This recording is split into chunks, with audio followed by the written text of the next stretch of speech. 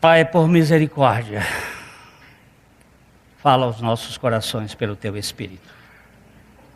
Se Tu não falares, nós não temos nada a dizer. Eu clamo a Ti, que Tu venhas tratar conosco nesta noite.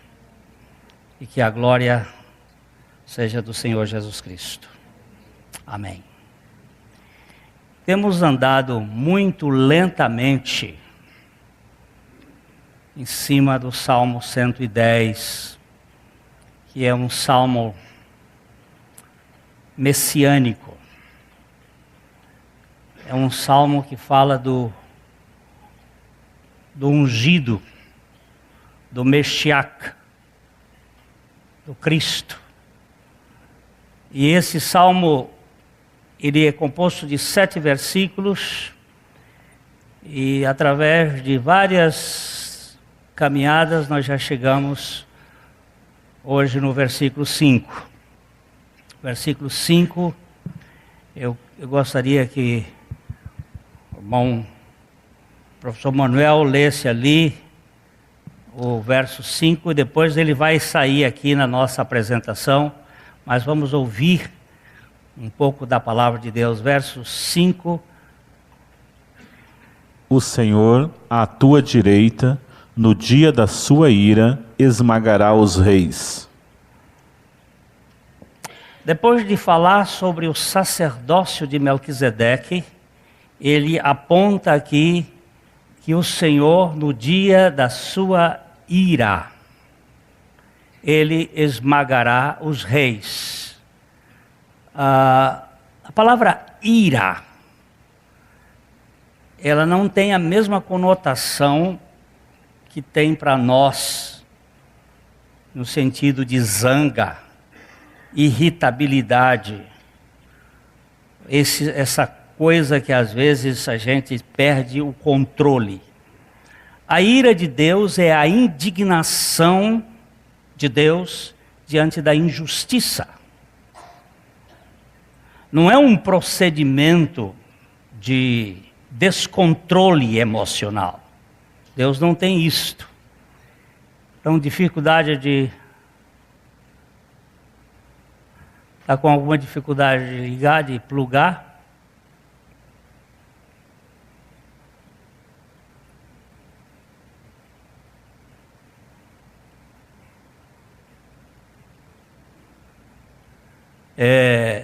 Quando a gente vai tratar exatamente desse assunto, que é a conspiração, e conspiração significa respirar junto, é um assunto que vai mexer com as grades das portas do inferno. E aí, uma das especialidades de Satanás são o ar, as coisas do ar. E esses negócios de plug é muito utilizado por ele, som, etc. De modo que eu sei que vocês estão... Tá ligadinho, né? Será que desligou aqui? Senão eu vou chamar meu guru. Eu tenho um guru aqui na... Tá tudo certo.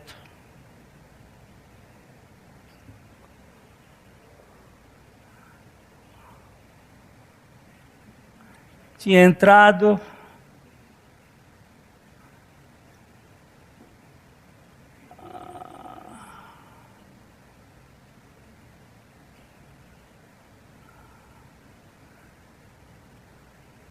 Eu tenho paciência.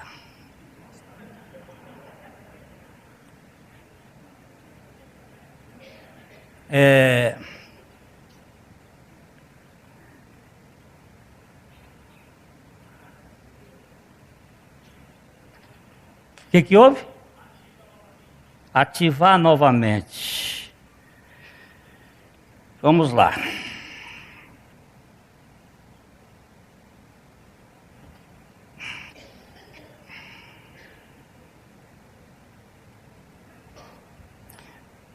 Não se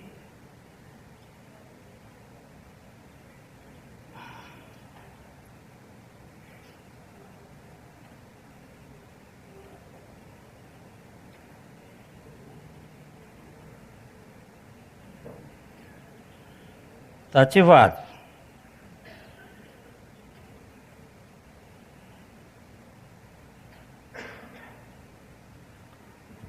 Ativou.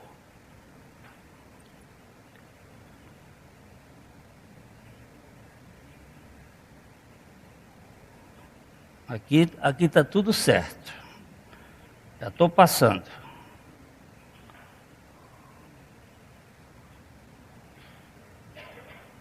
Senão eu vou continuar sem vocês. Apple TV e essas maçãs causam problemas desde antigamente.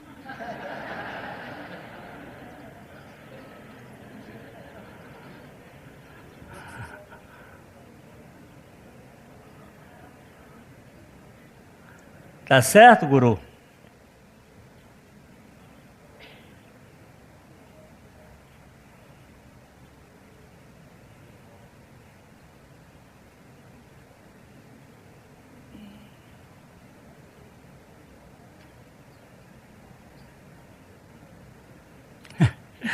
Ele não vence, não. Ele foi vencido. O Senhor, à tua direita, no dia da sua ira, esmagará os reis. Não, aí é o texto da...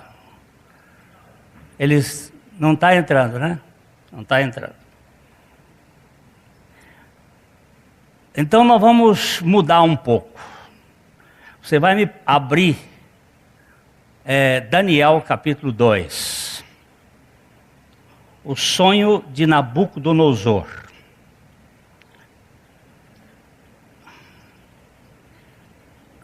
Nabucodonosor foi um dos principais reis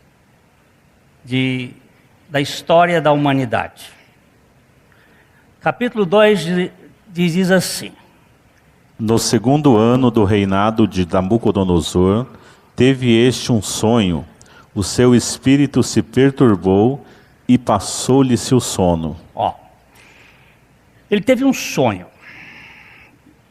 Que sonho foi esse que ele teve? Ele acordou de noite perturbado.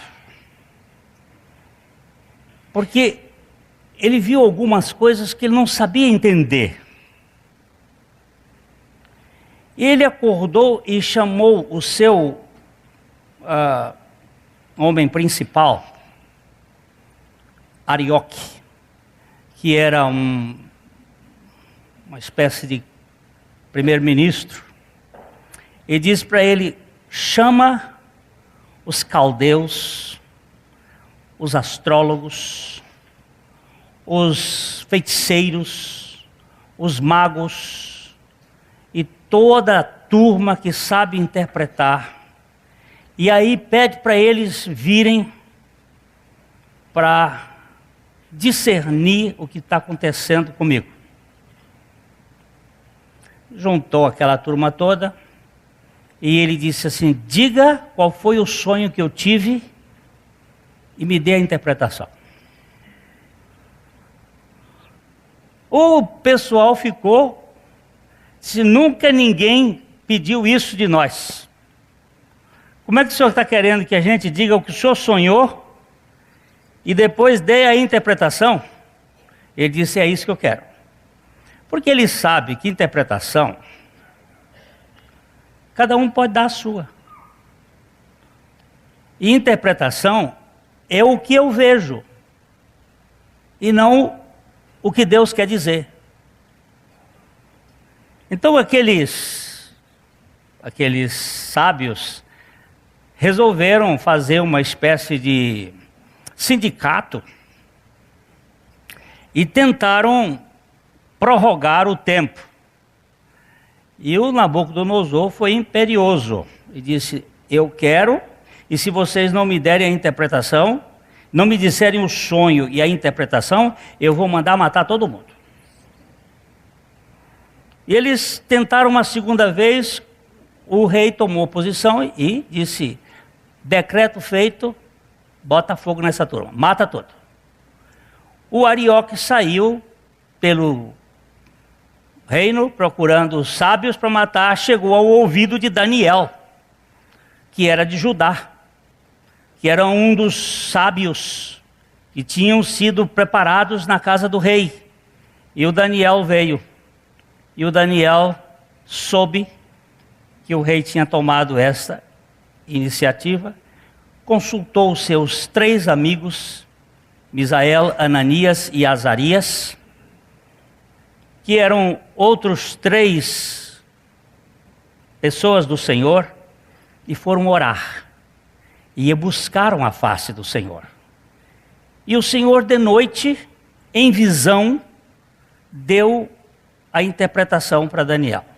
Seria muito interessante se nós estivéssemos aqui, porque a gente ia mostrar os 4 coisas. Então Daniel viu e disse: o rei teve um sonho, e num sonho ele viu uma estátua. E essa estátua tinha uma cabeça de ouro e um tórax de prata e uma pelvis de bronze e as pernas de ferro, com os pés metade de barro e metade de ferro. Conferiu com a visão que o rei tinha tido, o sonho que ele tinha tido. Ele diz: a interpretação é a seguinte: vem um reino muito poderoso, cabeça de ouro. Depois desse reino vem um outro, dividido. Aí ele vai explicar. Eu teria todos os detalhes aqui, nós não vamos mexer nesses detalhes aqui, mas é de prata. E depois vai ter um outro reino inferior, que é de bronze. E finalmente tem um reino muito forte como ferro, mas ele está misturado com barro. E via, na visão dele, ele via uma pedra que caía sobre os pés da estátua, e a estátua pulverizou-se e se espalhou, e a pedra cresceu e cresceu e cresceu. Então, Daniel foi interpretar aquilo para ele, dizendo que eram os reinos, e depois no capítulo 7 ele vai explicar um pouco mais esta visão através de animais. Um leão com asas de águia, um urso com 3 costelas na boca, um leopardo com 4 asas nas costas, e depois uma fera horrível que eles não descrevem, com 10 chifres na cabeça. Ora, a Bíblia usa muito simbolismo, muitas figuras, e mais tarde isto foi se configurando na história. Ele diz assim: o primeiro reino és tu, Nabucodonosor, um rei sobre todas as nações. Depois virá um reino inferior a ti, que é o reino Medo-Persa. Depois um reino inferior ainda, que é o reino mais muito abrangente, muito curto, que foi o reino grego com Alexandre o Grande.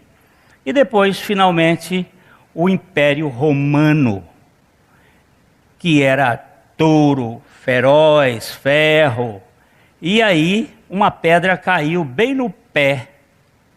E essa pedra, a rocha dos séculos, que era Cristo, que é o Evangelho, caiu e o negócio esmiuçou-se.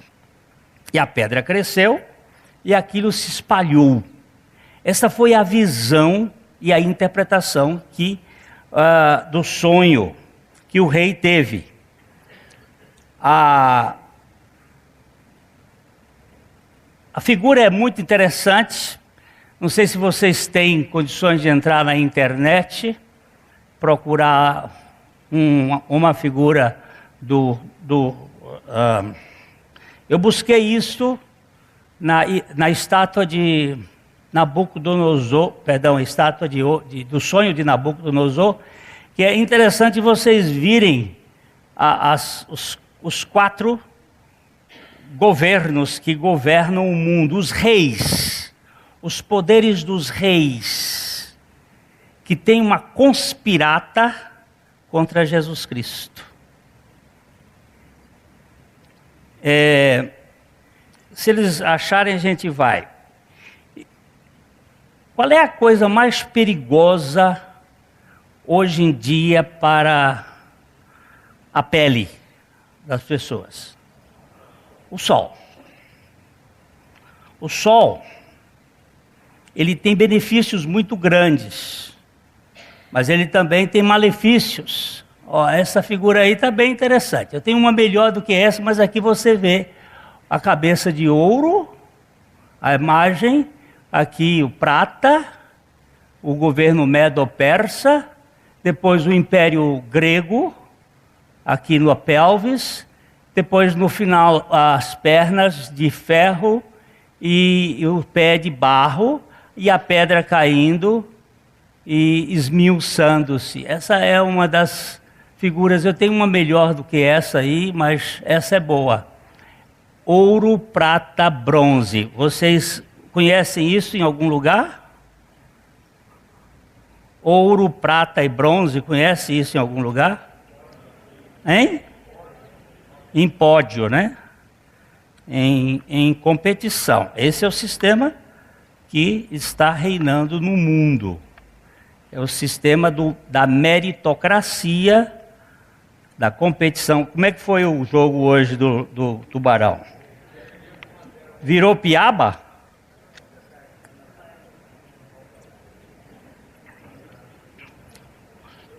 Virou piada, né? Piaba. Virou sardinha. Foi roubado, né? É sempre assim. Quando ganha o mérito, quando perde, foi roubado. Mas deve ter sido mesmo. Porque interior é uma coisa. Então, o grande mal hoje para a pele é o sol. Eu tive que tirar algumas manchas aqui da minha infância. Pés descalços, braços nus, correndo atrás das borboletas azuis, lá no meu Piauí, a filha do Equador, deixou marcas, e eu estava ficando parecido surubim, todo cheio de manchas. De onde vêm essas manchas? Vem da acumulação solar, e ela é invisível. Então, as coisas invisíveis nós não damos muito valor. Felizmente, hoje nós temos muitos protetores solares. Normalmente, nós não damos muito valor às coisas invisíveis, né? Até a Bíblia usa assim: nem olho viu, nem ouvido ouviu, nem subiu ao coração do homem as coisas que Deus preparou para aqueles que o amam. E, às vezes a gente nem dá valor às coisas que Deus preparou no mundo invisível.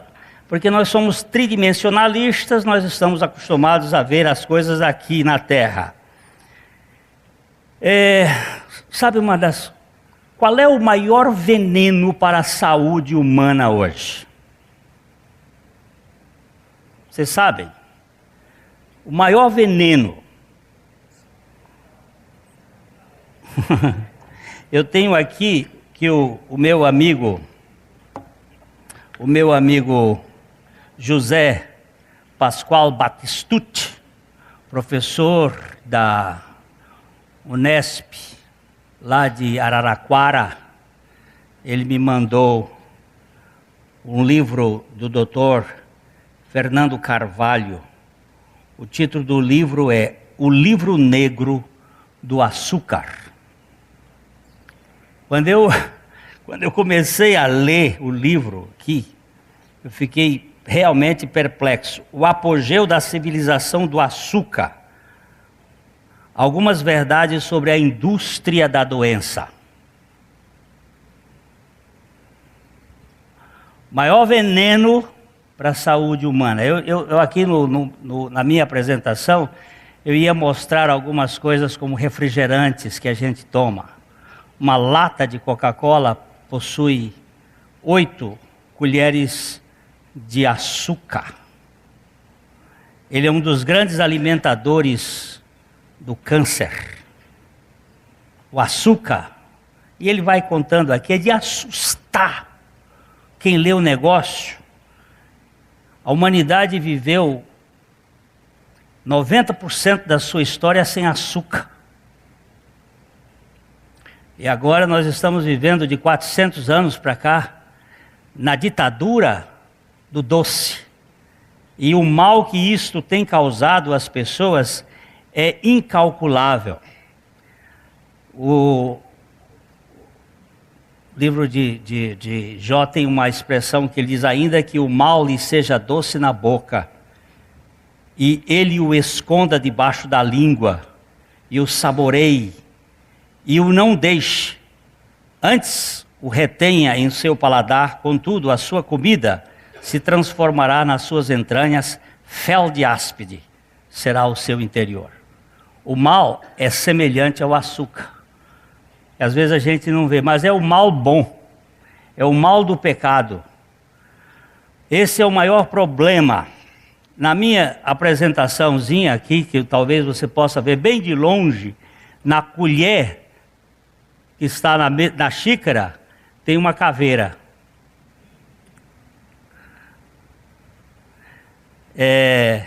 O tanto de mal que isso faz. Tem uma menina aqui na minha apresentação, olha, vai até de longe, é muito difícil você ver, mas ela está bebendo um refrigerante e o rosto cheio de espinhas e de feridas causadas pelo nosso belíssimo açúcar. Qual é o maior problema da humanidade?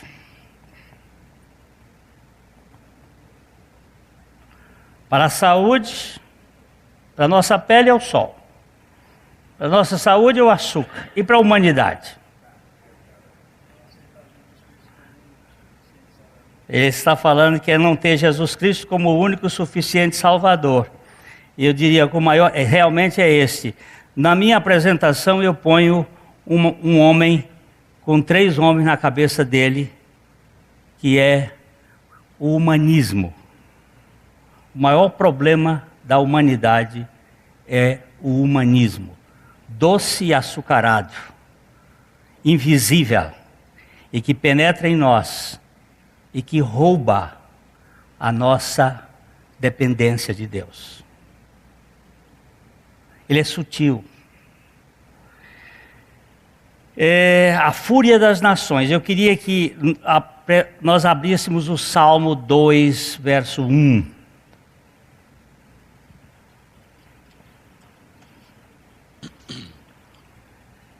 Porque se enfurece os gentios e os povos imaginam coisas vãs?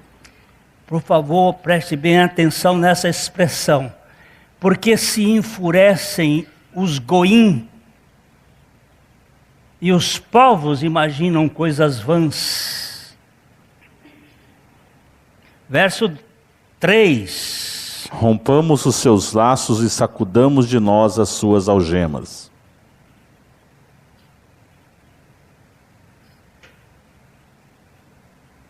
Riu-se aquele que habita nos céus, o Senhor zombra deles.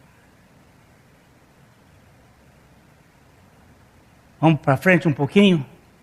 Na sua ira, a seu tempo, lhes há de falar, e no seu furor os confundirá. Ele está falando dos reis da terra, onde Deus tem uma ira para se manifestar contra a conspiração. Por que conspiram as nações contra o seu ungido?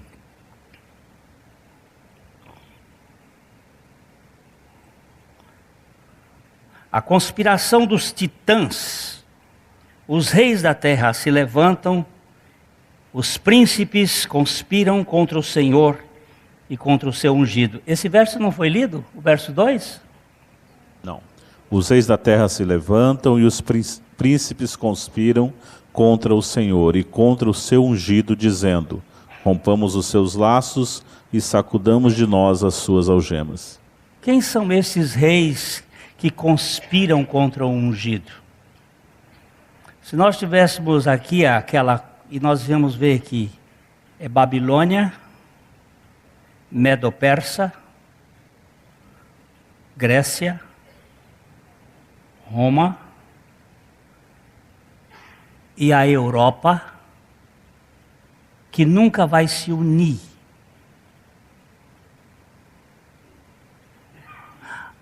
Os 10 artelhos, os 10 chifres do animal feíssimo, eles não conseguem se unir, porque existe dentro deles um princípio de rivalidade.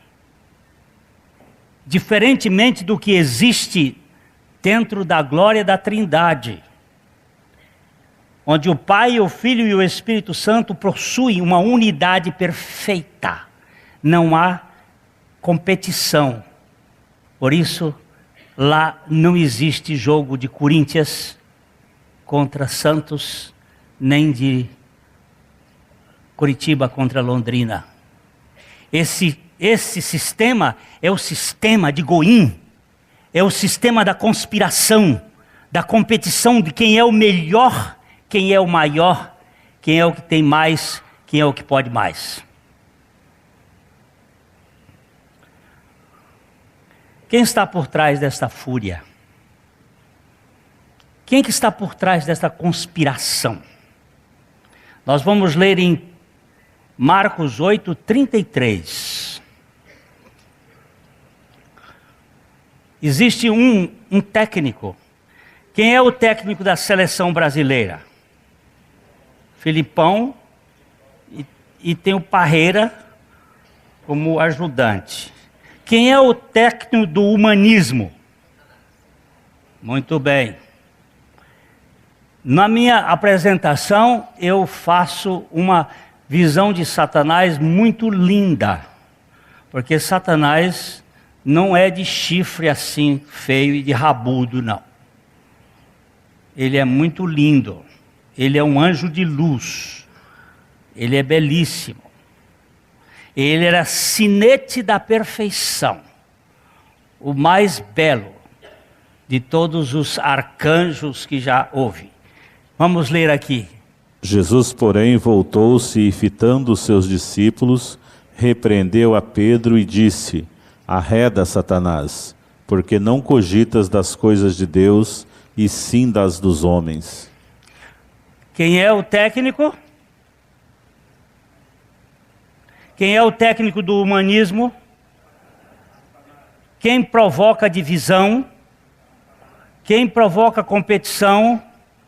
Quem provoca luta? Veja bem, Satanás.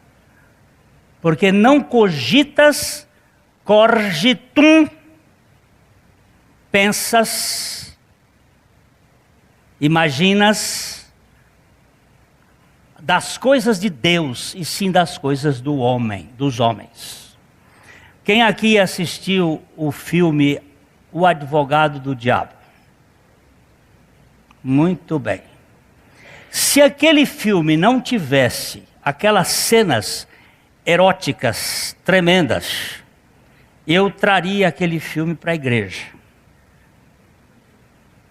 Porque foi o filme mais bem bolado para mostrar exatamente a conspiração que está por trás da destruição da família, das pessoas, da sociedade. Aquele filme é extraordinário. Eu só não trago em razão daqueles que iriam se escandalizar mais com as cenas pesadas de sexualidade que tem naquele filme. Porém, o filme é exatamente, escancaradamente, uma visão desta conspiração contra o Cordeiro de Deus, contra a vida de Cristo.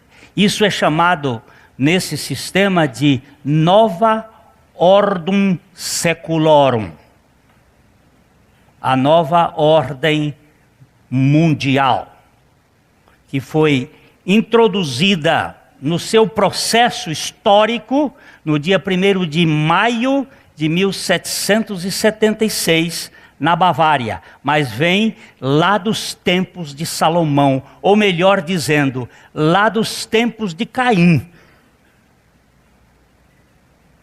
com Tubal-Caim sendo talvez o seu primeiro ministro e incentivador desse sistema, mas que na sua força maior ele é apresentado como a doutrina de Nimrod. Em Gênesis capítulo 10, versículos 9 e 10, nós vamos ler para ter uma noção de onde procede esse sistema de entenebrecimento das mentes, de ocultação da verdade e da manifestação do aprisionamento das pessoas para não encontrarem a verdadeira liberdade. Foi valente caçador diante do Senhor, daí dizer-se, como Nimrod, poderoso caçador diante do Senhor. Presta atenção, vamos voltar ao verso 9 ainda, queridos. Foi valente caçador diante do Senhor. O que se caça diante do Senhor? Elefante? Baleia? O que se caça diante do Senhor são vidas, são almas, são pessoas, gente. Foi valente caçador diante do Senhor. Nimrod, que significa rebelião, revolução. Era um caçador que caçava gente e que caça gente até hoje dentro do seu sistema. Vamos para o verso 10 agora. O princípio do seu reino foi Babel, Ereque, Acade e Calné, na terra de Sinar. Por favor, decifre. O que essas palavras estão fazendo aqui? Por acaso isso aqui é algum código? É. O princípio do seu reino, o princípio da sua governabilidade é a confusão. Babel. Erech, lenta. Acade, sutil. Calné, até a fortaleza de Anu, na terra da Babilônia. Depois você vai pegar um dicionário bíblico, você pode pegar o Strong e pegar cada palavra e vai encontrar isso aqui. É uma revolução de confusão, lenta, sutil, até a fortaleza de Anu. O que é fortaleza de Anu? O que é Anu? Você diz, Anu é um passarinho preto. Não, Anu é o Deus das trevas. Aonde? Lá em Siná, lá na Babilônia. Foi para a Babilônia que o povo de Deus foi levado. E de lá ele saiu, mas a Babilônia nunca mais saiu do povo de Deus, o judeu. Ele ficou preso pela cabala, pelos sistemas da filosofia humanista, baseado no número 666, logaritmo de base 6. Todo o sistema de comunicação do mundo é nesta base. Se você quiser, dê uma olhadinha no código de barra, que você vai encontrar lá os 3 meias, nas pontas maiores da barra, e os 6 números de cada ponta, em cada meio. É o governo do mundo, é o governo babilônico introduzido nesse mundo. Jesus disse assim, arreda-te, não Pedro, não Simão, arreda-te Satanás, porque não cogitas das coisas de Deus, mas das coisas do mundo, das coisas do homem. Pedro havia suscitado para Jesus que ele não deveria ir para a cruz, que ele não deveria morrer, que a cruz era um absurdo, que aquilo não podia acontecer. E Jesus então vê que esse sotaque não era o sotaque de Deus, era o sotaque do inimigo. Na minha apresentação, é que não dá para vocês verem, mas eu arranjei na internet um anjo lindíssimo. É uma figuraça, o Satanás. Ele é tão lindo que qualquer um queria que a filha dele casasse com ele. Ele é muito bonito. Não pense de Satanás feio, horroroso, chifrudo. Ele pode ter essas características de pavor, mas na verdade ele é sedutor. E ele nos seduz com as suas mentiras. E mentira, preste atenção, mentira não é uma contradição da verdade, é aquilo que mais se assemelha com a verdade.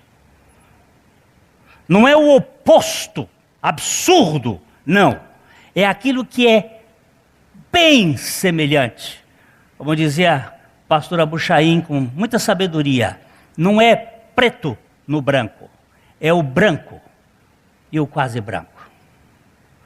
É o branco de homo com o branco de sabão de coco.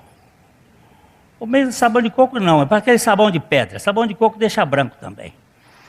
Então, não confunda, meus irmãozinhos, que é uma coisa ruim, não. Babel, ela é uma confusão. Ela vai gerar divisões. Ela vai criar problemas dentro da igreja. Nós vamos, se Deus quiser, no próximo, nós vamos corrigir esse negócio aí. E a gente vai apresentar no lugar da cidade. A cidade que é Babel, a mulher que é a igreja prostituta. A igreja que se prostituiu com o humanismo. Mas tem fim. Tudo nesse mundo tem fim. Só a palavra de Deus não tem. Naquele filme A Fúria dos Reis, não sei se vocês viram, ou A Guerra dos Titãs, ele mostra que são 3 bases que estão por trás e que eu coloco como sendo bases duplas, fundamentos duplos. A primeiro é a glória e o poder. Para quem vai a glória e quem busca o poder? Tudo que é aquilo que gera poder no homem e glória para o homem é perigoso. A segunda base é o orgulho e o prazer. Um dos cérebros deste movimento, Mancini, ele dizia o seguinte: nós temos que envolver a humanidade na busca do prazer sempre insaciável. Todos estes jogos que vocês conhecem da era moderna foram inventados de 1860 para cá. Voleibol, basquetebol. O único que é pouco para trás disso aqui é o rugby. O resto tudo é para cá. Foram inventados para quê? Para manter as multidões com panis et circes, lá de Juvenal lá atrás. É pão e circo que mantém as pessoas iludidas. Nós temos que manter, isso é a conspiração dos reis, das governabilidades, dos poderes. Vocês já viram todo candidato à presidência da República do Brasil? Um país, sim, lá, está até crescendo. Ele tem que fazer uma viagem, todos que são candidatos eleitoráveis, que têm condições, ele tem que fazer uma viagem. Pega um avião e vai a Londres, depois ele vai a Alemanha, depois ele vai à Suíça, depois ele vem à França, depois ele vai à Itália e depois ele vem aos Estados Unidos. Vocês já viram isso? Já viu? Prestaram atenção? Por quê? Eles são candidatos da Colômbia, do Brasil, outro país menor, da Venezuela. Por que eles têm que fazer esse caminho? Porque há no mundo alguém que vigia, que conspira contra o ungido do Senhor. A governabilidade e a base é o orgulho e o prazer. A terceira base é a ciência e a prosperidade. Eu vou usar agora os textos bíblicos, a glória e o poder. Vamos para Daniel 4, 30. Falou o rei e disse: não é esta a grande Babilônia que eu edifiquei para a casa real, com o meu grandioso poder e para a glória da minha majestade? Isso é Nabucodonosor falando. Olha aqui. Não é esta a grande Babilônia que eu edifiquei para a casa real, para o meu grandioso poder e para a minha majestade? Quando nós estivemos na Turquia, em Istambul, nós fomos visitar o museu onde estão restos do palácio, das placas de Babilônia, coisa finíssima, coisa lindíssima. Isto é 584, quando ele começou a governar, antes de Cristo. Belíssimo. Era uma cidade maravilhosa, os seus jardins suspensos foram uma das 7 maravilhas do mundo antigo. Glória e poder é perigoso. Muito perigoso. O sujeito que recebe poder, ele não quer descer do cavalo nem a... Você sabe por que Jesus começou entrando em Jerusalém em um jumento? Porque não tinha ninguém mais baixo para ele montar. Ele não foi montado num corcel, ele foi montado num jumento. O bicho mais indigno. Um rei montado em jumento não vale a pena. Não existe nenhuma estátua no mundo que mostre uma autoridade montada em jumento. E todos os grandes reis do mundo têm estátuas montadas a cavalo. Por que não bota no jumento? Só Jesus que andou em jumento. Temos outro texto aí, muito importante. Jeremias 50, 31.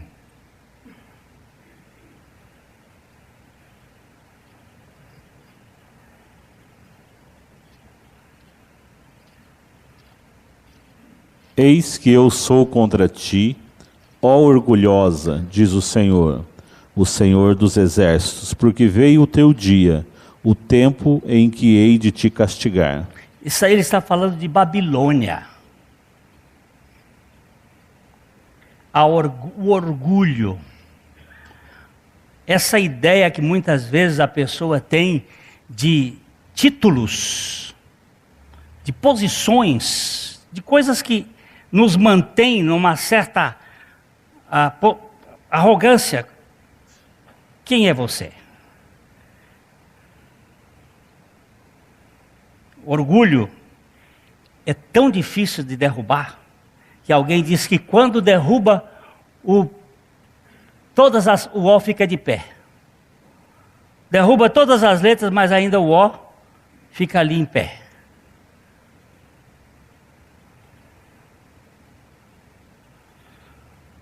Dê uma esmolinha a Pedro 100. Pedro 100 era um homem que era muito rico, tinha de tudo, ele tinha 100 fazendas, 100 bancos, 100, aí ficou sem nada. E aí ele pedia esmola na frente da cidade. Dê uma esmolinha a Pedro 100, que ontem teve e hoje não tem. Se quiser dá, dê, se não quiser vai para o inferno.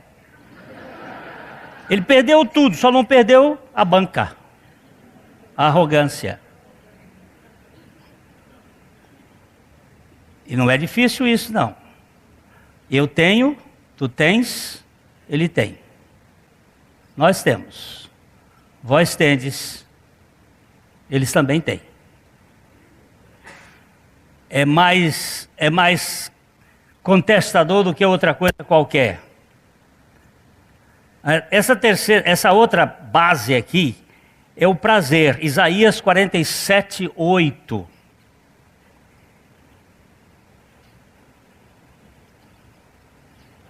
Falando de Babilônia, falando do sistema babilônico. Por que que você gasta tanto tempo, eu e você, e o Senhor está tratando comigo, tanto tempo na frente de uma televisão? Ou fazendo coisas atrás, onde o prazer está no prazer. Nós temos uma saudade do Éden louca, e não podemos voltar, porque nós vivemos num mundo de espinhos. Então, olha só. Ouve isto, pois, tu que és dada a prazeres, que habitas segura, que dizes contigo mesma, eu só, e além de mim não há outra. Não ficarei viúva, nem conhecerei a perda de filhos. Que coisa terrível, a tal da Babilônia. Ela é enrascada. É um sistema mundial. Aquela mãe que chegou para mim um dia, quando eu fui no velório da filha, por que, pastor Glênio, Deus teve que levar a minha filha? A fúria era grande. É uma coisa, a morte ela é inexplicável. Mas por que ele tem que levar a minha filha? Eu disse, porque a senhora não é diferente de qualquer pessoa. E o pecado caiu sobre todos nós. E a consequência do pecado é a morte. Tem muita gente que fica revoltada com Deus porque morreu um parente.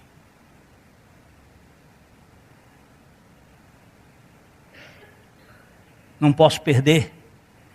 Eu sou Deus. A revolução dos deuses, a revolução dos reis, é que eu sou o centro.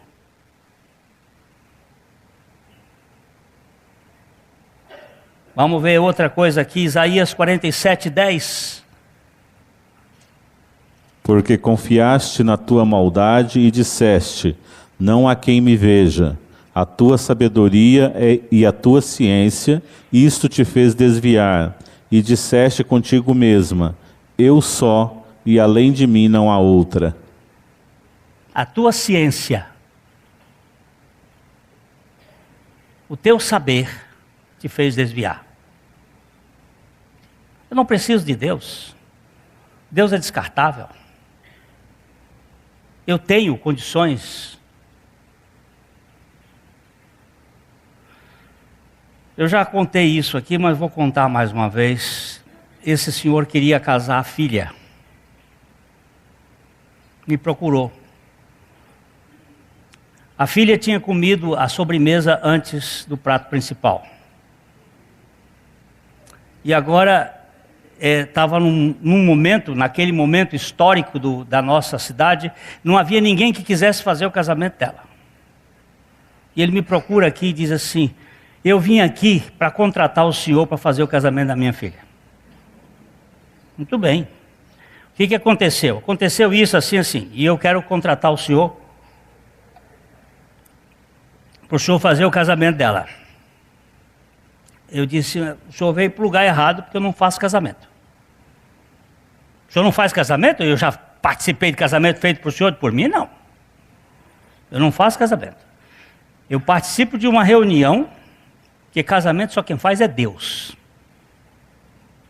Mas eu participo de uma reunião, de um momento de culto, de um momento de oração, de um momento em que os noivos vão celebrar o casamento que eles estão fazendo com Deus. Mas casamento é assunto divino. Agora, se o senhor quiser essa questão aí, a gente pode pensar nessa possibilidade de Deus fazer o casamento da sua filha. É Ele que sabe fazer. Aí ele diz assim, qualquer coisa serve, que eu preciso dar satisfações à sociedade. Muito bem. Então, o senhor está querendo dar satisfações à sociedade, então vamos resolver o problema. Eu já li uma coisa que é chamada, que pela graça de Deus eu seja sempre parte da solução dos problemas das pessoas e não parte dos problemas.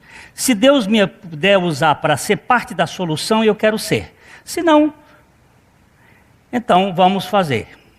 Fizemos o contrato verbal para tal dia, assim, num desses clubes da cidade. E eu fui tentar falar do evangelho para ele, ele disse, espera aí, seu pastor. Eu vim lhe contratar para fazer o casamento da minha filha. Eu não quero saber de evangelho, porque eu sou ateu e eu não gosto de falar de religião. E eu não quero saber de evangelho. Perfeitamente, seu doutor. Lá naquele dia eu vou ter oportunidade. Pensei cá comigo, não falei nada. No dia eu posso falar deste evangelho louco lá. Fomos lá para o country. E lá, naquele dia, Deus teve misericórdia de mim e dos outros e nós pregamos o evangelho. Terminado a reunião, a cerimônia, sentei com minha esposa lá para comer os comes e bebes e vem o senhor doutor. Sentou na mesa e disse assim, antes aqui no gabinete ele perguntou, e quanto custa o seu trabalho? Eu disse, o senhor não pode pagar, o senhor não tem dinheiro para pagar o quanto custa. Ele disse, o senhor vai cobrar caro assim? Eu disse, não, é que a importância é muito grande. Sabe o que a minha Bíblia diz? É o seguinte, de graça dai o que de graça recebeste. O senhor não pode pagar o sacrifício de Jesus Cristo. De modo que fica por isso mesmo. O senhor não tem dinheiro para pagar o sacrifício dele, vai ser de graça. É pela graça. Quando chegou lá, terminada a coisa, ele chegou e disse muito gentilmente, senhor pastor, olha, o povo gostou muito. E o povo está falando das palavras que foram muito boas, e eu queria saber quanto custa. Eu digo, aquilo que nós combinamos lá no quarto, Resolveu. Tentei falar um pouquinho do evangelho, ele disse, o senhor já falou demais hoje. Já falou o suficiente para não querer mais conversa. Perfeitamente, doutor. Perfeitamente. 2, 3 anos se passaram. A sua esposa me telefona. Glênio, você podia vir aqui ao Hospital Santa Casa, que meu marido está em estado terminal. Perfeitamente. Cheguei lá na Santa Casa, estava o doutor deitado todo entubado. Eu disse, você me deu 2 carreiras. Hoje você não vai me dar. Hoje você não tem condições de me fazer correr. Eu tenho que te dizer umas coisas. E em 10 minutos eu lhe preguei o evangelho da suficiente graça de Deus. Com lágrimas naqueles olhos, escorrendo pelos olhos, ele disse assim, eu fui um dos maiores estúpidos da face da terra. Eu digo, Deus, mas Deus, quando tem os seus, ele pega, nem que seja na morte. E os seus são alcançados pela graça dele. E você faz parte desse grupo. Às 3 horas da manhã, ele passou daqui para lá, mas antes ele falou para sua esposa assim, leia aquele salmo do bom pastor, que eu estou indo para a casa dele. Esse Deus, ele é caprichoso. Ele é o Deus de toda graça. Não é ciência, é suficiência de Cristo. A sua ciência incha, mas a suficiência de Cristo esbanja poder para salvar o mais indigno pecador. Eu sei, o outro ponto que prende as pessoas está em Daniel 11:36. E aqui eu vou parar hoje, mas nós vamos continuar. Na próxima vez, nós vamos continuar nesse ponto. Daniel 11:36 está falando já do último governo. O homem que vai assumir a governabilidade do mundo. Ele não gosta de mulher. Ele não tem afeto para com as mulheres. E ele tem uma sede de adoração pessoal. A preocupação dele é com o seu próprio umbigo. Vamos ler Daniel capítulo 11:36. Este rei fará segundo a sua vontade, e se levantará, e se engrandecerá sobre todo Deus. Contra o Deus dos deuses falará coisas incríveis, e será próspero. até que se cumpra a indignação, porque aquilo que está determinado será feito. Até que se cumpra a indignação ou o dia da ira. Tudo vai continuar correndo como está determinado por Deus. Porque Deus não é apanhado de calças curtas. Nada acontece fora da sua vontade expressa ou permitida. Tudo está correndo de acordo com a sua... Mas este rei, que tudo indica, vem do meio do povo judeu, fará segundo a sua vontade, não a vontade de Deus, diferente do montador de jegue, que diz que eu não vim fazer a minha vontade, mas a vontade daquele que me enviou. Se levantará, se erguerá, se engrandecerá sobre todo Deus. Contra o Deus dos deuses falará coisas incríveis e será próspero. Essa é uma palavra muito forte no hebraico. Será grande esbanjamento de riquezas. O sistema da conspiração é a redistribuição, a distribuição, a tentativa de distribuição de riquezas para a elite.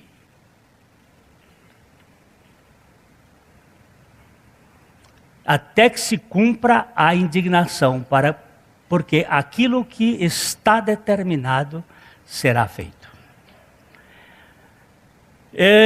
Nós não temos tempo e temos que celebrar a vinda do montador de jegue, aquele que se interessa por gente falida e fracassada, pelos mendigos, pelos indignos. Mas nós vamos continuar, queridos, nessa caminhada da conspiração. O Senhor Jesus vai pisar a cabeça da serpente. Ele já na cruz deu um golpe mortal na morte. Ao vencer a ressurreição, o poder das trevas e de Satanás que mantinha a morte sobre a mão. E agora ele vai determinar o esmagamento da cabeça da serpente.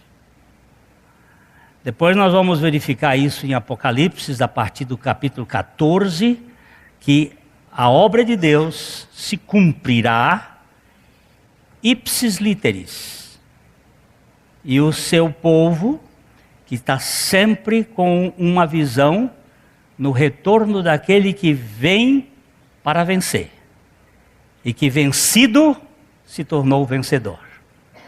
Que morto se tornou vivo para sempre. Ele é aquele que nos aceitou incondicionalmente na sua graça. O Senhor Jesus, depois que ele entrou na cidade de Jerusalém, haviam se cumprido 69 semanas da assinatura do rei Atarxerxes, que é um desses reis, que ele fez a assinatura para a reconstrução do templo, onde ele fez um banquete, o maior banquete da história da humanidade, 69 mil pessoas, durante 7 dias. Todas as pessoas das 128 províncias da Pérsia. Estiveram representantes, você imagina, existe um livro, O Pato Marisco, e é um livro de um judeu que escreveu sobre alimentação. Ele conta esse banquete. Foi o dia da assinatura da reconstrução do templo, que são contados 7 semanas, mais 62 semanas e mais uma semana. As 69 semanas, ou seja, 69 vezes 7. Quem é bom em matemática aí, faça essa conta. 69 vezes 7. Quem é professor de matemática? Já olhei para... Agora sim, 69 vezes 7. 9... Quanto? 483. A história do povo de Deus, o povo de Israel, é dividido em 4 períodos de 490 anos, segundo os estudos do Dr. Christian Schein. 4 períodos de 490 anos, onde Deus não contabiliza os anos da escravatura, os anos das prisões. Este é o último período da história. No dia em que Jesus entrou montado no jumento, dia 10 de Nisan, do ano 31 ou 32, aí depende das contas do ano, efetivamente se cumpriu o determinado, ficando faltando uma semana que foi suspensa até o tempo dos gentios. O tempo dos gentios é o tempo da igreja. Daí para frente, tem várias interpretações. Muita gente acha é antes, no meio ou depois que virá o Cristo. O fato é o seguinte: tem um tempo determinado e ele virá. Mas naquela semana, ele fez uma coisa. Ele partiu um pão. Ele disse: esse pão é o meu corpo que foi partido por vocês. E vocês vão comer este pão, lembrando-se do meu sacrifício, até que ele volte, diz o apóstolo Paulo. E vocês vão beber deste vinho, que é o símbolo do sangue derramado, até que ele volte. Enquanto ele não volta, a conspiração vai se manifestando contra o Cordeiro, mas o Cordeiro não está nem aí contra eles, porque o dia da sua ira será o dia da vitória. E nós vamos aqui passando, sofrendo as consequências, as lutas, os problemas, mas com uma esperança. Maranata, ora vem, Senhor Jesus. E quando ele vier, se é antes, eu não sei, se é no meio, eu não sei, se é depois, eu não sei. O que eu sei é em quem tenho crido, e estou bem certo de que ele é poderoso para guardar o meu depósito até o dia final. Esse é o Senhor Jesus, e esse é o Deus de toda graça. Mas nós vamos ainda continuar na conspirata e na vitória do rei, daquele que esmaga, e que nós não temos que ter medo de coisa alguma neste mundo. A mensagem que você acabou de assistir faz parte do Ministério de Comunicação Palavra da Cruz. Temos um grande acervo de estudos bíblicos em áudio e vídeo.